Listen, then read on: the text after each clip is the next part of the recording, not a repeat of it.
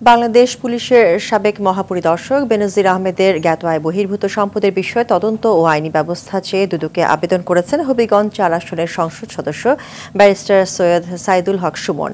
দুপুরে দুদক কার্যালয়ে এই আবেদন জমা দেন তিনি। আবেদনে সাবেক পুলিশ প্রধান সহ তার পরিবারের সদস্যদের নামে থাকা সম্পত্তি তদন্ত করার অনুরোধ করেন তিনি।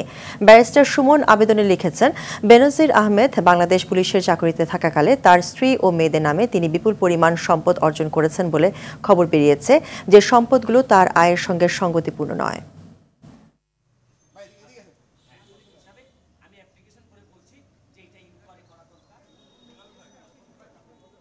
একজন আইজিপির ৩৪ বছরের জীবনে যে বেতন হয়, বেতনে প্রায় ১,৭৪,০০,০০০ টাকা হয়, কিন্তু দেখা যাচ্ছে যে শত শত কোটি টাকার মালিকানা ওনার আছে, যেগুলা কাগজের হিসাবে আসছে, আর বে হিসাবে যে কি আসছে এটা একমাত্র আল্লাহ মাহবুদ ছাড়া তো আর কেউ জানেন না। এবং মজার বিষয় হচ্ছে কি, গোপালগঞ্জের মতো জায়গায় ১৪০০ বিঘা, তা আর কিছুদিন সময় পাইলে তো গোপালগঞ্জই কিনে ফেলতেন মনে হয় উনি।